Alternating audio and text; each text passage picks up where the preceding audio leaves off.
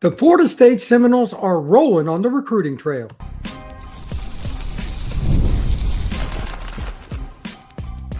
You are Locked On Seminoles, your daily podcast on the Florida State Seminoles. Part of the Locked On Podcast Network, your team every day. Welcome back into Locked On Seminoles. I am your host, Brian Smith, longtime college football writer and recruiting analyst. Thank you for making Locked On Seminoles your first listen each and every day here on the Locked On Podcast Network. Today's show is brought to you by our friends at Game Time. Download the Game Time app, create an account, and use code LOCKEDONCollege for $20 off your first purchase.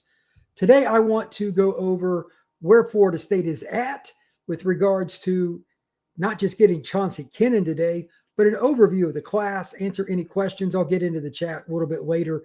But the first 5 minutes to 10 minutes or so, I want to talk about where is Florida State?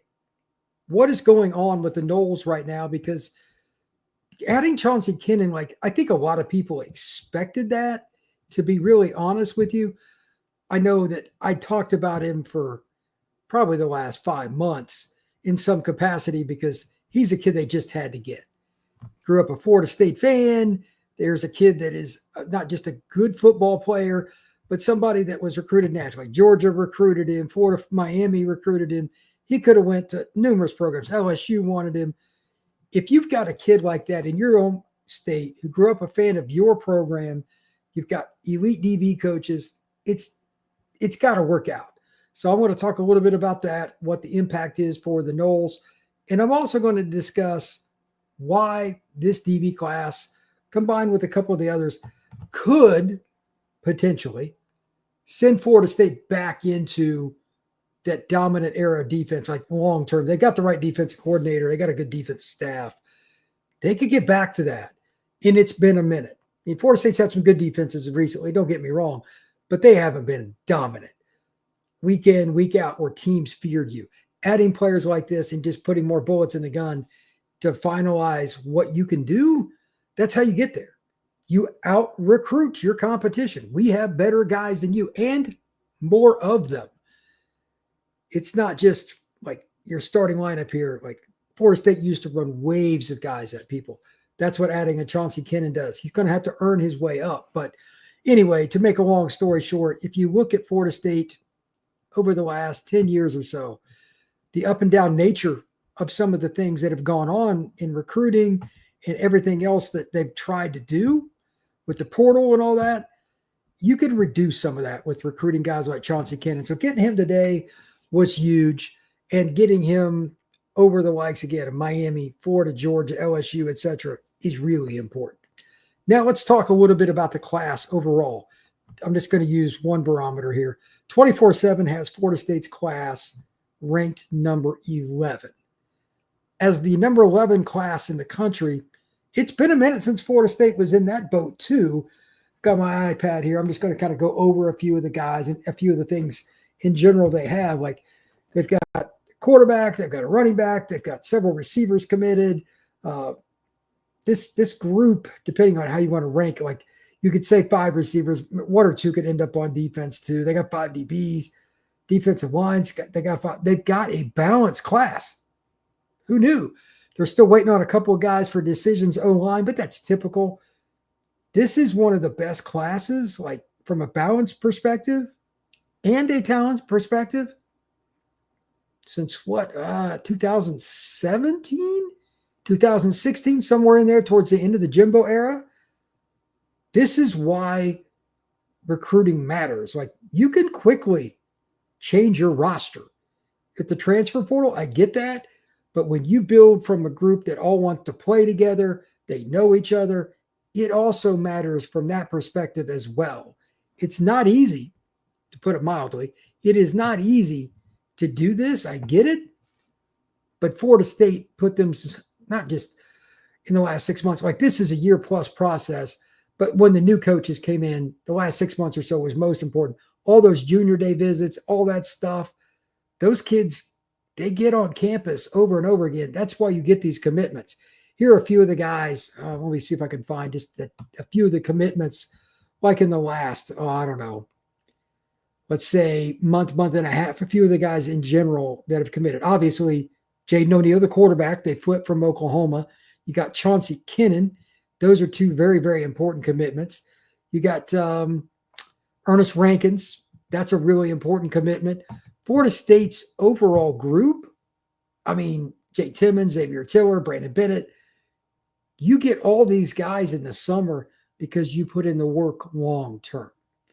One of my biggest complaints about any program, Florida State included, is when I know from being in the recruiting industry which schools are putting in, quote unquote, the work to build relationships with coaches, mothers, their sisters, everybody in the family. It's not just about the recruit, but everybody involved.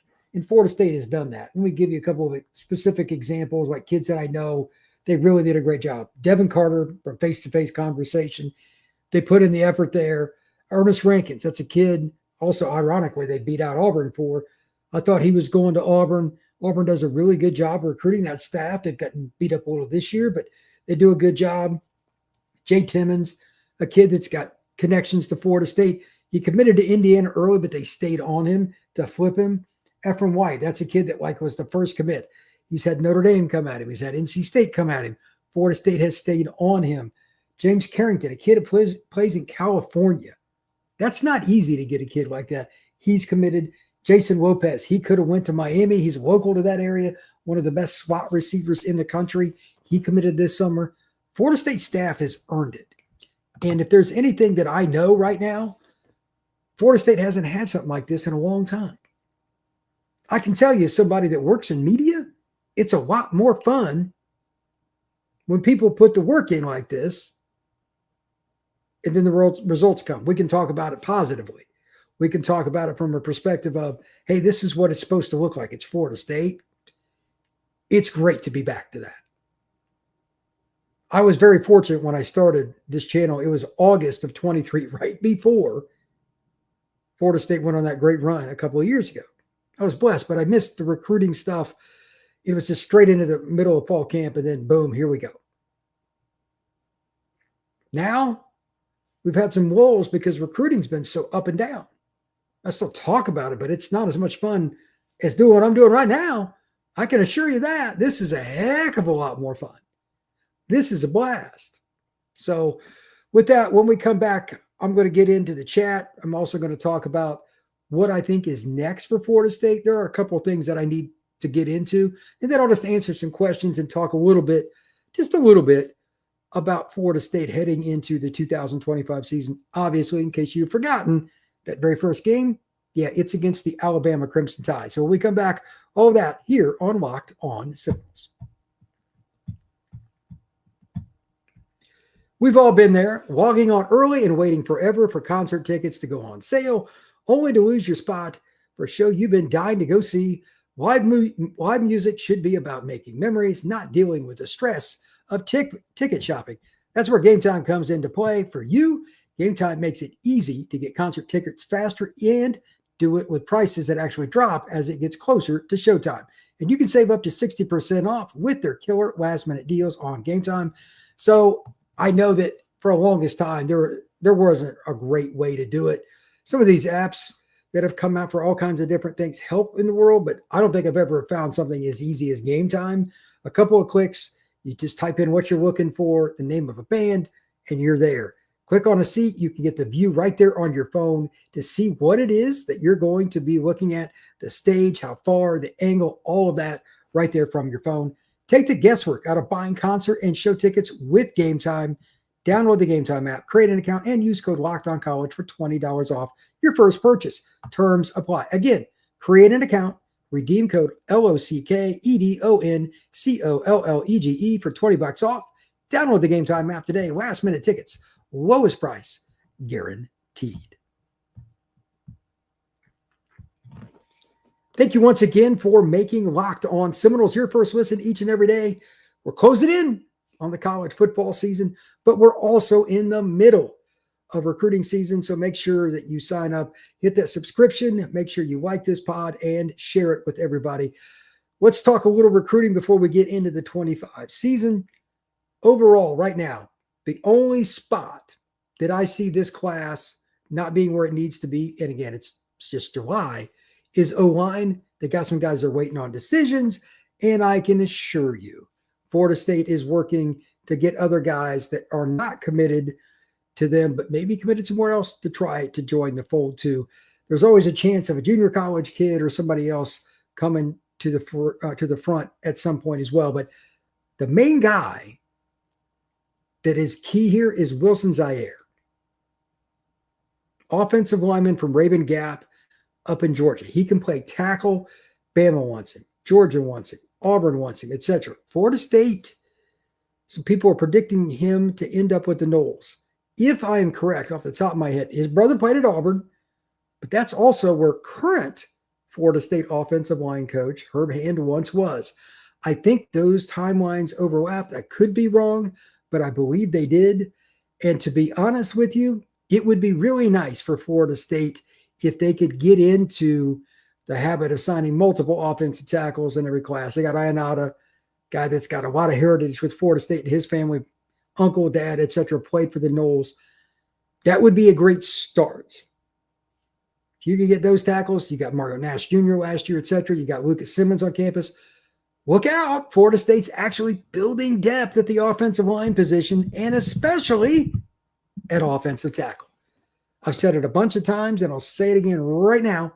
If Florida State wants to get back to the pinnacle of the sport and reach the playoff and do something, look no further than the teams that were in the Final Eight, and especially the Final Four last year. Even Boise State, built on the offensive lines. Penn State, Ohio State, Notre Dame, Texas, the Final Four. If I remember correctly, 19 of their 20 starters were recruited out of the high school ranks on the offensive line for those 5 players up front for each 4 teams, 19 of the 20. Florida State is as far away from that right now as you can get. And I know they'll take a couple of transfers probably in this offseason, but after the 26th season, they should be to a point where they should just only have to use like one guy, maybe every other year, maybe get a center or something like that, and they're good. That's the difference between winning and losing. You don't see Notre Dame, Texas, Ohio State, etc., always having to go to the portal. Every now and then, one of those schools needs one. Guy gets hurt, guy turns pro, whatever, it happens. By and large, that's the difference. Second thing I want to talk about. Amen to signing good quarterbacks back-to-back years. I'm very happy with the kid they got last year, Sperry out of Denton Geyer, mobile, athletic, motivated, really like the Florida State staff. He flipped from Oklahoma, signed with Florida State. Ironically, Jaden O'Neal, for those of you that have not seen me and talk about him before, I'm going to have him on the show here pretty soon. Good kid, good dad. He flipped from Oklahoma to Florida State as well. A kid that's originally from the greater LA area. He's more mobile than I thought. He's a kid that's got the size. He's 6'3", 215. There's a lot to work with both of those. If you continually bring in good quarterback recruits, somebody's going to hit. You don't know who it is. Gus would tell you that. Mike would tell you that. We joke about it on the recruiting trail. I could be standing next to Andrew Ivins, Chad Simmons, John Garcia, Steve Wiltfong. It doesn't matter which individual I'm speaking with. Quarterback is hard to project. There's a lot of things above the shoulder that have to be evaluated, and you can't evaluate them until physically they are on campus and they're a freshman, because you don't know how they're going to react to the playbook, to the crowd, to the pressure, to the media, all those things. It's very difficult. That's why the NFL draft sucks too. You have to get good quarterbacks every year. Florida State's trending in the right direction there. Now, I don't know if they're going to get a top guy in the 27 class or whatever. I'm just glad they got 25 and 26, 27. They've got guys on campus and all that, and that'll take care of itself. 2 years in a row getting really quality quarterbacks, by my account. Not going to pick on some guys, but there were some guys earlier in the tenure for Norvell. I'm like, I don't know about this. Except for Cromanhawk, there hasn't been anybody I was really happy about, and he transferred. This is a good group. That's going to help. Third thing, I've talked about this here recently. Good Lord, Florida State has flipped the switch with D-line. Matter of fact, I'm going to read off a few of them before, and then I'll dump into the chat here in just a sec. But if you're going to run a 3-man or a 4-man, you got to have some versatility. You got to do things that are going to make it worth your while. Ernest Rankin, 6'6", 285, out of Southwest DeKalb, Atlanta area kid. James Carrington out of Crane Lutheran, that's Greater Los Angeles. He's about 255. He's 6'2", really powerful player, a little smaller. Curious to see what spot he ends up playing. Tico Crittenden, another Atlanta area kid out of Lithonia. He's 300-pounder, 6'3", 6'4". Then they got Whitley Cadeau. He's another 300-pounder, 6'5", 300 pounds. He plays at Booker T. Washington in Atlanta. And then they got Luke Francis, a kid this is a great story. He is from South London, and he is going to move to play at Coral Gables High School, right down the street from University of Miami. He could end up on the offensive line, but he could also be a nose guard. Florida State's in a good spot there. They need to add a pass rusher, a pure edge. I get it. But if you're going to run some 3-man line, it's good to have some of these big bodies. You could always take linebackers and move them down, a.k.a. you could use my two favorite, like Renard Wilson, Peter Boulware, were a couple guys in the mid-'90s. They played some linebacker in high school. It worked out for them pretty good at Florida State. As my opinion, the best bookend defensive end combination I've ever seen in college football a couple of years later. I think Florida State is going to have a stout defense because they're bringing in the high school kids now. I'm okay with you bringing in, again, a stud from the portal. That's cool. But if you're going to win and compete at the championship level, you got to get the high school guys on both sides of the ball. They've done it. And quarterback speaks for itself. Florida State's putting itself in that position. And then again, today they get Chauncey Kennon, 6'2" corner, kid's 175, 180 pounds, long as all get out, Georgia, Florida, Miami, LSU, all these different schools. All right, let me see what we got here in the chat today. Oh, let's see. Yeah, this is a great point. Florida Adventure says, better than what I could have imagined after a 2-10 season, go Noles. That's a great point about recruiting right now. Look, after 2-10, I didn't know what to expect. I mean, I work in the recruiting media, and it's life and death for me. But after 2-10, did I really know what was going to happen with Florida State? Their recruiting trail, I knew they were going to put in effort, and I kept saying, they're getting kids on campus, They got some commits, it got up to around 9, and then it just kind of died for a while. I got a little nervous. But I tell you what, from mid-June until now, they put it on rocket ship. They've knocked it out. So you got to give them some props. Angelo Smith, big time pickup. Go Noles. We need to get some trench guys next. Angelo, you are correct. It's about, again, getting some of those key guys. Wilson Zaire, offensive tackle, 6'5", 6'6", 290-pounder out of Raven Gap in Georgia. To me, that's the most important guy, unless there's somebody I don't know about, that they have to get. That's an elite prospect. That's a kid that has the athleticism and the size. He's got the genetics, too. His brother played at Auburn to make a difference. We'll see what happens. Let's see here. Vicky Walters. This is the best coaching staff to recruit like this since Jimbo Fisher era. Florida State for life. There's no doubt. This staff as a whole, not everybody's quote-unquote an elite recruiter. Not saying that. But it's darn good. Mike. Hey, Mike, what's going on, man? What's up, Brian? In chat, go Noles. Mike, go nuts. Yeah, there's no doubt that the Jimbo Fisher era, that guy loved recruiting. You say what you want about Jimbo as a coach, he loved to recruit. This is the best since then. I root for the Saints and Noles because life, let's go. I think that Florida State probably still needs to take another step. I'll talk about that here in a couple of minutes. But I also believe that where they're at now, if you're a Florida State fan and you're disappointed, again, they're number 11, I believe, on 24/7. Did you really think you were going to be higher than that after a 2-10 season? That'd be pretty hard to argue. You can feel it. Florida State is going to be way better than last year. We have a better coaching staff and a better system. No matter what Florida State is in the playoffs this year, 25 knows the climb. I don't know if they're going to make the playoffs, but I expect them to be a heck of a lot better and at least be in a bowl game. If in December, I'm not talking about their bowl opponent, you will see a very angry Brian Smith on this channel, I can assure you. This is a good point. Jake says, the key is to see who sticks. That's true. we got a long way to go in this recruiting race. I'm not saying that's not true. Now, this is from Nopatel. He says, now hold on to the commits. It's been a problem for Norvell, obviously. Well, there's truth in that. There is truth in that. But at the same time, I think this is a much different staff, and I don't think we're going to have to worry about it near as much. Now, some of the guys could still end up going to other schools. No doubt, this is recruiting in this era, so I'll just make this statement before I go to second break, and then we'll get into my 2025 thoughts. If you are going to win in recruiting, you still have to understand there's going to be some walls. I always tell fans of any school, 3 you're going to get, 3 you're going to lose as far as decommitments. That's the generic rule. But Florida State's momentum is pretty good. They flipped some kids. Timmons, Carter, etc. They flipped some kids. And they had some other kids that they got that were strong leans to Auburn or wherever. That's pretty impressive. So give Florida State credit.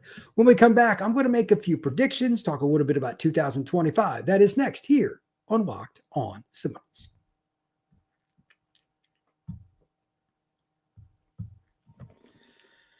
All right, let's discuss a couple of key points about the 2025 season. I'll get the first one out of the way that everybody knows is coming. That is the Alabama Crimson Tide headed to Tallahassee. Do I think they're going to win that game? No. But that's why college football is, without a doubt, the greatest sport on earth. It's as unpredictable as it gets. Do I think Ty Simpson's a great quarterback at Alabama? Not so much. That doesn't mean that they won't win or they can't. I think last I heard they were an 11-point favorite on FanDuel. But Florida State has new coordinators. They've got all these transfers. You got Thomas Castellanos, who needs to be quiet, by the way. They need to find a way to put all that together for a first game against Bama. That's hard. I had 2 objectives for Florida State in that game. 2 that are primary. And I want everybody's opinion on this. Fire away. Say whatever you want. And I'll get back in the chat in a second after I make these 2 points. Number 1, I want this to be, and I know this is hard, and that's why I brought up all the new coordinators, all the new players, as crisp as it can be. If Florida State loses to Alabama because they outplay the Noles, okay, it is what it is. You just point those things out afterwards, work on it through the week, and you move forward. Cool. But if you come out there and you shoot yourself in the foot, false start penalties, stuff like that, late hits on the quarterback as he goes out about, just mental failures. That's what killed Florida State last year. That'll drive me, and I'm guessing most of you, up a wall. Can't have that. Secondarily, it's just time to say it. What does Florida State's passing game look like behind this new offensive line? You got 4 offensive linemen that come in from the portal that have starting experience. They're good players. But we all know, if you're a true football fan, you know the following to be the case. Football is the ultimate team sport. Continuity, being able to gel, being able to feel and understand what your teammate's doing without you even looking at him, without you talking to him. It's the middle of the play. It's not like you can stop and ask him what he's going to do. Are we doubling this guy? You got him, I got him. You have to have continuity. If they can throw the football, especially on third down, I think this is the moneymaker for Florida State to be in that game. If they can throw the football, they have a chance to win the game. I think they'll be able to run it some. Running the ball is a lot easier earlier in the season.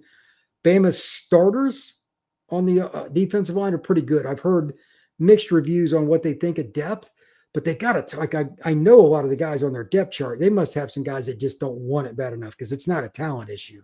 They got a ridiculous D-line depth chart, but I've heard mixed reviews on like where they are. I don't know what to believe, so I guess we'll just see when they get to Doak. But it's not like Florida State's going to have a ton of time to pass. And that secondary for Alabama, potentially, depends on how you want to look at it. Again, it's their second year as a staff, too. Conservatively, that's a top 5 defensive back group nationally. Some think it's the number 1 in the country. They are loaded. Florida State doesn't have a deep wide receiver group, so they have to be ready. And I know I'm going to say this 500 times between now and the actual game. Under no circumstance, no matter what the reason is, can Deuce or Squirrel even get a nick between now and that game. I don't know how you go full bore in practice because they got to get a bazillion reps with Thomas Castellanos. They cannot be banged up. Those two will not leave the field much. And the same thing with Landon Thomas. He's an NFL player in waiting. Those three guys are the key for Thomas Castellanos. He's not going to get all day to throw. If he gets the opportunity to hit him, you got to let it rip. And he certainly has the arm. Thomas has got a cannon, trust me. But if they can hold up and throw the ball, they got a chance to beat Bama. That's my opinion on it. Now I'm going to dive back into the chat a little bit, see where we're at here. But again, there's a lot of different things about that game that they're so hard when you have major contests game one. I'm just bringing up a couple of the things, but it is pretty difficult to say the least. Let me see where are we at here.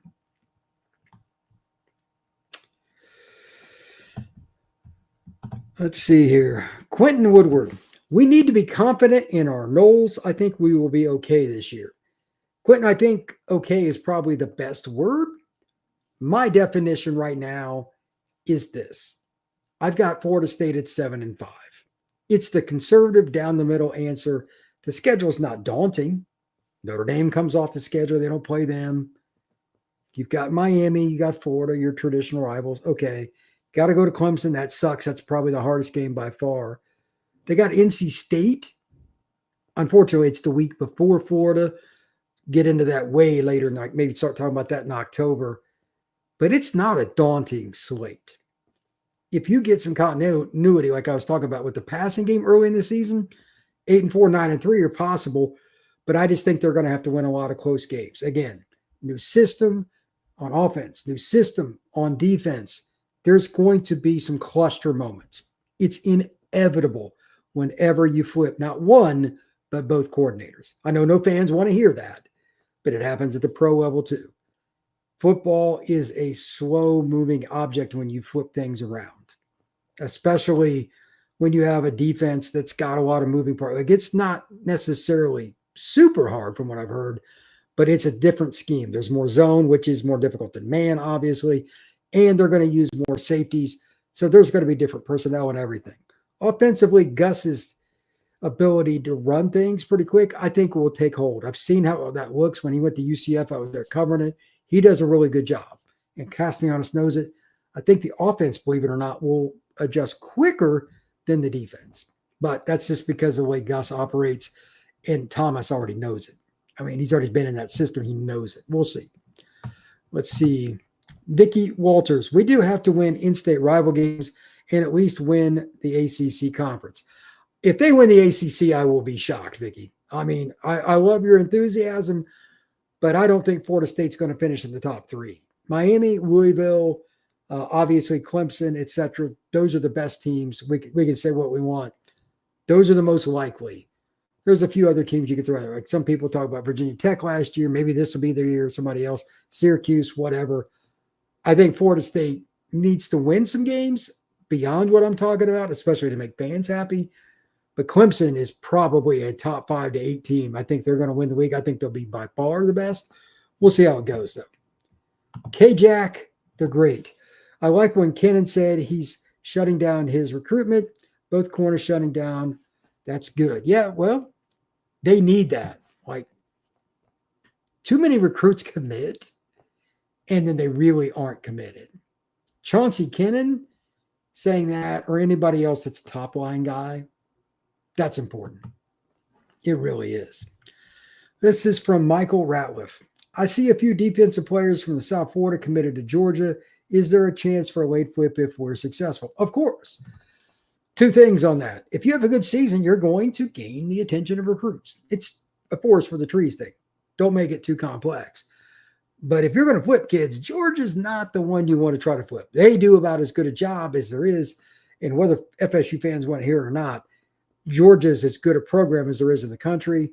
And Kirby is a recruiting nut. I'll take him over Norvell every day of the week in recruiting. It's not competitive. He loves it. So I need to see it before I believe it. but there are other kids too. UF and Miami are the more important teams to beat in recruiting because you play them every year. If you can somehow upset Florida, if you can somehow upset Miami, etc., that changes the narrative. And even if you don't, if you play really well, if things look good, you still have a chance to do it. We'll see. There's a lot of time between now and National Signing Day. Let's see. This is from Jake saying, "Oh, let Tommy talk." Yeah, Jake, we'll disagree on that one, buddy. I can tell you personally, that kind of chatter ends up in locker rooms, and it's not good for business, brother. Vicky, thank you, Seminole brother. Mike Merrick, Dominic Henry, flip Calvin, please, because I can't believe that. Let me explain that too. Calvin is Calvin Russell, plays at Miami Northwestern. He committed to Syracuse last night. This is a kid every team in the country went after, blah, blah, blah. He wants to play basketball. Florida State, I believe, is going to allow him if he ends up coming to Florida State. But again, he committed to Syracuse. They have a massive NIL package for him. I don't know what FSU's offer was. But Fran Brown, again, this is just straightforward, honest, is as good a one-on-one recruiter as a head coach as there is in the country. And the difference between him and Norvell as a recruiter is different between night and day, historically. Now, Norvell's turned it on this year, I will grant you. And they did get an OB. But take the following into perspective. Calvin didn't even take an OB to Syracuse, and he committed there over Florida State and everybody else. It's not going to be easy. I think he's going to end up playing for Syracuse. Let's see. Beat the Gators, beat Miami. Bowden knew that was the key to keeping his job. That's from Nuppatal. That's true. They're going to be underdogs in both those games. We'll see how that goes. K-Jack the Great. I feel like Bama defense is fitting to save just off the strength of the caliber of the players they got, meaning a few first-rounders like Sab and that D lineman. They've got players at all levels. K-Jack's right. Like, is it going to be a classic Saban defense from 10, 15 years ago? No, but it's still going to be really good.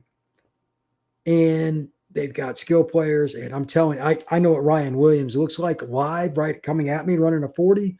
That's not normal. Florida State secondary better be ready. Jeremy Bernard would be a number one at most schools because of Ryan. He's number two. And they got other guys that are pretty good too, tight ends, running backs. That's going to be a really interesting deal. So the Alabama game, that's a lot of complexity. We'll get into more of that as we get closer to the game. I used to believe in the power of recruiting and commits, but after I saw what happened at Texas A&M with Jimbo, that pulled my head out of the clouds. There's some truth in that. Jake, let me just say this. You can't just buy classes. I run the Locked On the Portal podcast, which talks about transfer portal, NIL, and recruiting every day. In that podcast here on the Locked On Podcast Network, I'm building towards it, and I kept hinting.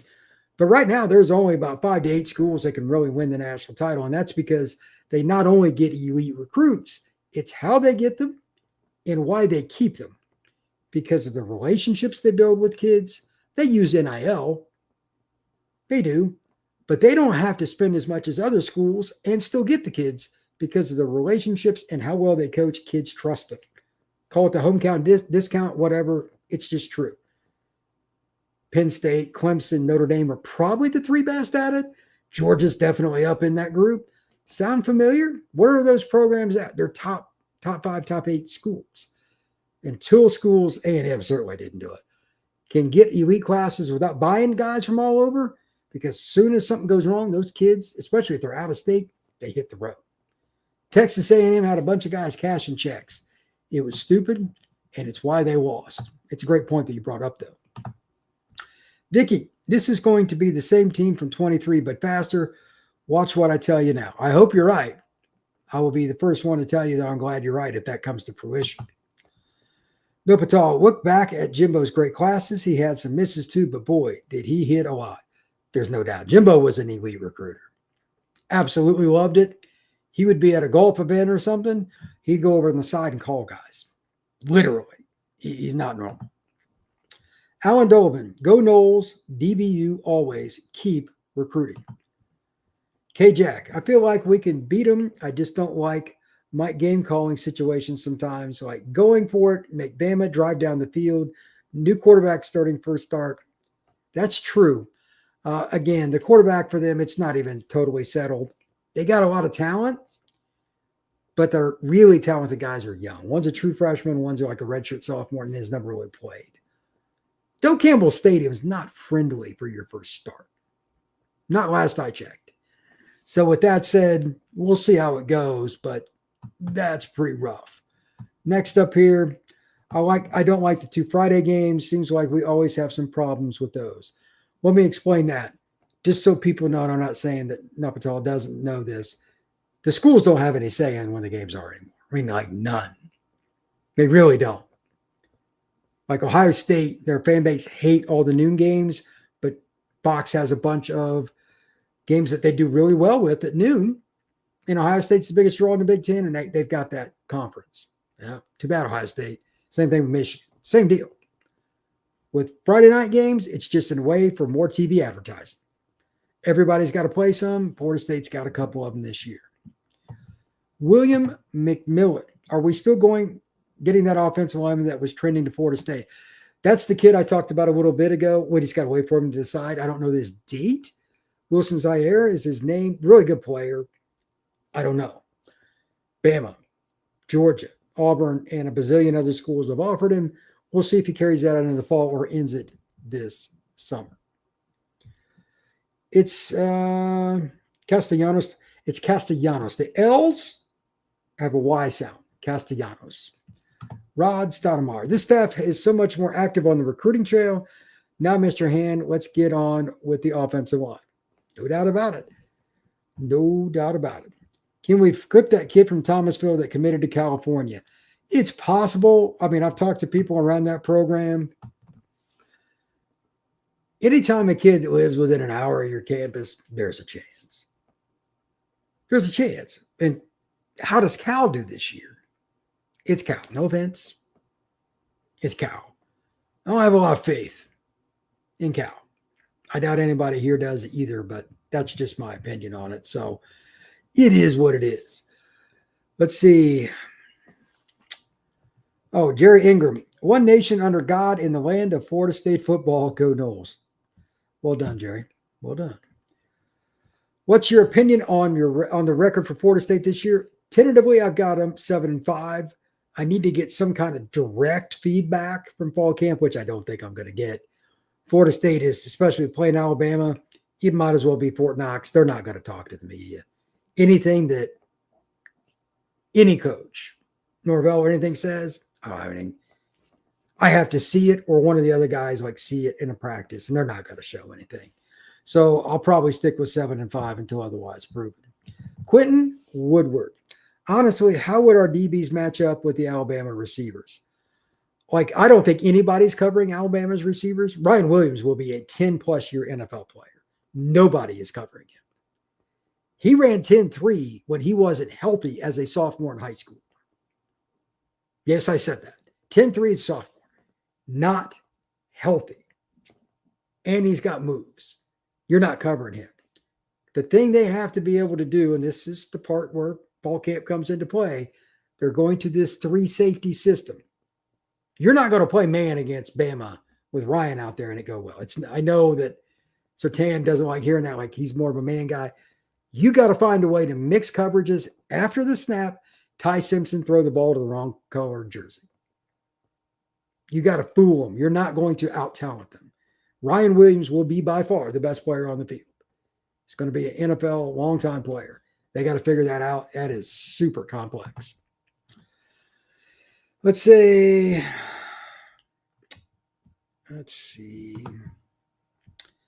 If QB goes down, who's next? And do we? I'll just cut to the truth here. This is from Russell Smith. If QB1 goes down, of course, that's Thomas Castellanos. Who's next up, and how does that go? I don't know if Kevin Sperry can end up being the backup quarterback. I don't know. But in my experience, Gus is not afraid to play multiple quarterbacks. He played 4 last year at UCF because it was such a dumpster fire. None of the kids could do it. He just kept trying new players and it just didn't work. But I do know that they have an opportunity in an offense that's not super hard to learn. There's a lot of screens, a lot of reverses. They want to pound the football, and it's RPO. So with that, it's a little bit easier than some others. But do I really think Kevin Sperry is going to play right away? I doubt it. Let's see what happens. But right now, I think there's not a good chance. If Castellanos goes down, I don't expect this to be a good season. They're just not in that spot yet with the depth chart. That's my opinion. Yeah, this is from Jerry Ingram. 7-5 sounds good for a restart. I totally agree. I don't think that we should expect 11-1. That's just my opinion. All we have to do is score points, then bam, and we will win. Easy. That's get down or lay down. Very true. Very true. Vicky, the Bengals have the best receivers, but Tampa Bay's a better team all around. We can cover any receivers. We got to play as a team to win. No nation. That's where it comes in with zone and playing your area right. A lot of complexities to it. They're going to throw a lot of different things at Bama. Keep in mind, both teams have all summer to prepare for this one game. You're going to see every junk defense in the world. They might play man on one side, zone on the other, blitz, fake, show cover 3 until after the snap, go into cover 1, drop a guy into the box from the six. They're going to do everything. It's what everybody does in first game. It will be wild. Get down and way down. Do any true freshmen see the field early this year, excluding garbage time? That's a good question. It's possible. It depends, though, because a lot of that is going to be predicated on the upperclassmen, because I've said it several times on the show, offense and defense are changing schemes. Can the freshmen pick it up too? And just some of the guys that are upperclassmen you expect just not pick it up. You're like, okay, well, you're next. Part of that's going to be failures of guys ahead of them as much as their success. But which ones, I don't know. When you change offensive and defensive systems, you bring in new guys. Some of those coaches, like the assistant coach and that disc coordinator, may not be comfortable with it. That's a thick layer of stuff to go through. I don't know which guys. I think it would be more likely that some of the redshirt freshmen, especially at wide receiver, end up doing that. But we'll see. I need to kind of look through the list again. But off the top of my head, I really don't think a whole lot will. It's possible, but Florida State brought in enough transfers. They don't have to do that. Let's see. Hopefully, y'all's DC doesn't do a Lance Guidry to his defense. Well, you never know. You never know. Well, I wanted to get in here and just kind of go over some of the stuff, and I thank everybody for showing up. I'm going to wrap it up now. But I want to kind of get back into a habit of doing some live shows now that we're pretty much to football season. We're a few weeks away from whatever that NFL Shrine Game is or whatever the heck that thing is. I think this is going to be a pretty fun month of July, though. Still got more recruiting. Hopefully, Florida State adds a couple linemen, etc. There's still guys on the board. There's plenty of recruiting to talk about, trust me. And there's a lot to discuss in regards to what's going to happen in that Bama game. I'm going to break it down by sections, meaning FSU's O-line, which players for Bama. Like, I'm going to do some research. I've got some context. I live in Alabama. Find out what I can. Hey, who are the key matchups here? Some of the things we might look at. If I can get any of that, I will go all in. I love that stuff. I love to dive into the matchups. It's the most fun part of football before a game starts. And I also want to talk about the quarterback stuff. The Ty Simpson kid. Last thing here, does anybody really believe, that he's going to walk into Doak and light it up? I do not. I'm not saying Florida State's defense is going to be top 5 in the nation, but I think it can be top 25. First game start in Doak, that's going to be rough. It may not be that he has to play great for them to win. I don't know, but I don't think he's going to be the reason. So going to talk about that and just a plethora of other things as we get closer to the college football season and just kind of what's going on in the ACC, because Florida State could be the surprise team. Mickey and some other people have talked about it today might be right. They might end up as one of the best teams in the league. Outside of Clemson, is anybody really good? Does anybody trust Miami? I don't. Does anybody really trust Syracuse? No, they're the hunted now. Georgia Tech, okay, maybe. Like, who else? I mean, there's several teams that can be good. Louisville's got a really good coach, but are they loaded? No. There could be another surprise this year. We'll see how it goes. But thank you very much to everybody. I appreciate you all stopping in. I'm going to shut her down. Everybody have a good one. We will see you again tomorrow on Locked on Seminoles.